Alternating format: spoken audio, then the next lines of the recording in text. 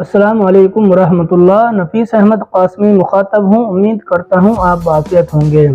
خان عبدالغفار خان، جسے عرف میں باچا خان بھی کہا جاتا تھا، 1926 میں حج کرنے کے بعد فلسطین گئے۔ واپسی پر انہوں نے اپنی کتاب میں اس سفر اور اس وقت کے وہاں کے حالات کا ذکر کیا ہے۔ ایسے ہی حالات بتاتے ہوئے باچا خان ذکر کرتے ہیں کہ میں وہاں بیت المقدس میں گھومتا پھرتا اور لوگوں سے معلومات لیتا اور ہوٹلوں میں عربوں کے ساتھ فلسطین اور عربوں کے مستقبل کے اوپر بحث و مباحثہ کیا کرتا تھا۔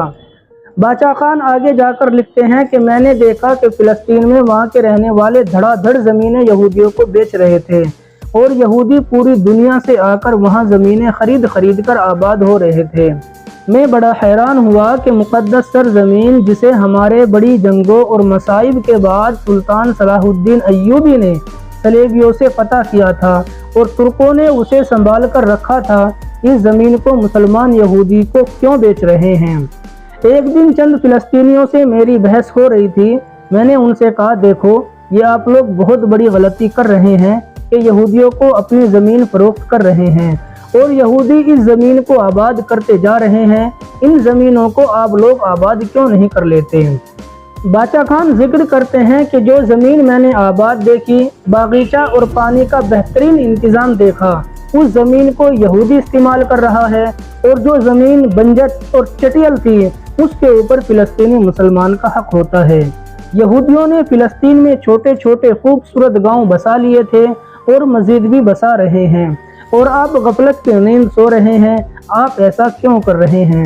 ان میں سے فلسطینی عرب نے مجھے جواب دیتے ہوئے کہا کہ یہ صدی تو آخری صدی ہے، ہم اپنی زمین یہودیوں کو اس لیے فروخت کر رہے ہیں کیونکہ اس صدی کے بعد تو امام مہدی آ جائے گا اور یہ ساری زمینیں ہم یہودیوں سے دوبارہ چھین لیں گے۔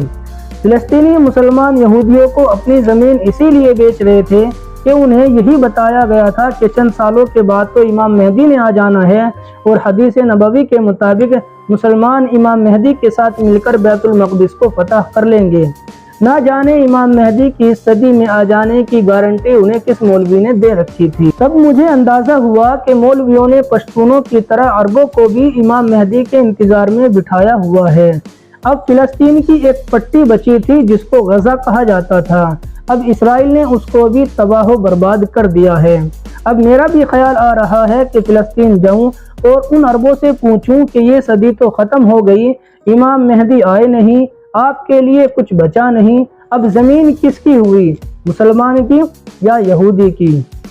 یہ پورا آرٹیکل آپ کو گوگل کے اوپر بھی مل جائے گا، آپ وہاں جا کر اس کو بھی پڑھ سکتے ہیں۔